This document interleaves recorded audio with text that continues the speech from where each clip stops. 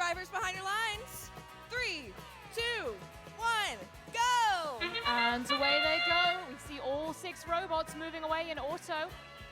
The Alliance captain Robojags manages to score a piece of coral into the trough in auto. It looks like Magnesium's has just fallen short, though, unfortunately. They'll have to work on that in Teleop, which begins now.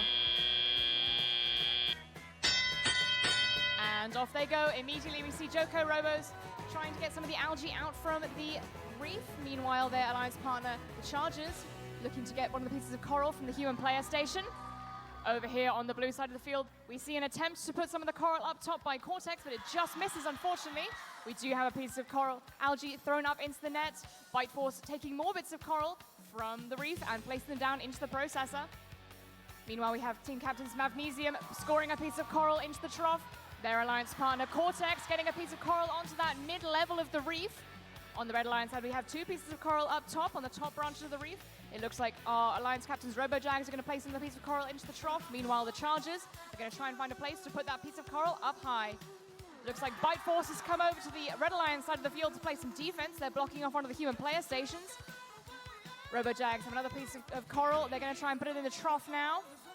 On the Blue Alliance side, we've got Magnesium loading up some coral into the trough. Cortex looking like they're going to try and line up and put some coral onto that mid-level of the reef. Can they line it onto the branch? We've just lost a piece of coral there on the red side of the field. It seems to have been misaligned. Then again, on the other side of the field, we have Magnesium trying to get some more coral into the trough. Cortex also getting a piece of coral from their human player station. On the Red Alliance side, I can see the Chargers loading up with some coral, trying to get that alignment sorted. Their Alliance partners, the Robojags, also placing some coral into the trough.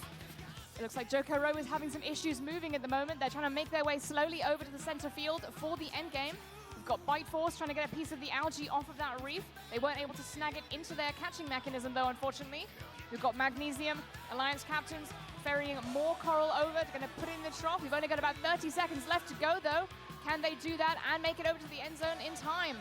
Cortex also got one more piece of coral ready. Will they get it scored before it's time to go up and park? We have Joko Robos already parked. Robojags also parked for the Red Alliance. Can we get all of the red robots in parks? We've got one of the blue robots.